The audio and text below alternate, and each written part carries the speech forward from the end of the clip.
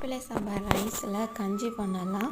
ஒரு டம்ளர் மாப்பிள்ளை சாம்பார் ரைஸ் எடுத்து நல்லா க்ளீன் பண்ணிவிட்டு ஒரு டம்ளர் தண்ணி ஊற்றி நல்லா ஓவர் நைட் ஊற வச்சுக்கலாம்.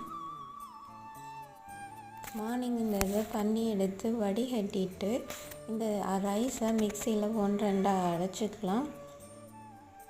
அரைச்சிட்டு குக்கரில் நம்ம அந்த ஊற வச்ச தண்ணி ஆட் பண்ணியிருக்கேன். அதில் இந்த ரைஸை கொட்டிட்டு ஒரு டம்ளர் ரைஸுக்கு 5 டம்ளர் தண்ணி கணக்குக்கு ஊற்றிக்கலாம். சீரகம், வெந்தயம் இதெல்லாம் ஆட் பண்ணி ஒரு 5-6 விசில் விட்டுக்கலாம். இதை நல்லா ஆற வச்சுக்கலாம். இப்போது தயிரை நம்ம மோராக கடைஞ்சி இதெல்லாம் ஆட் பண்ணிக்கலாம். இது நல்லா ஆறுனதுக்கப்புறம் ஊற்றுங்க.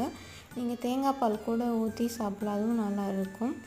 இதை மோர் ஊற்றிட்டு இப்போ கொஞ்சம் வெங்காயம் நிறையா சேர்த்துட்டா நல்லாயிருக்கும். வெங்காயம் சூப்பராக இருக்குது, குடிச்சு பாருங்கள்.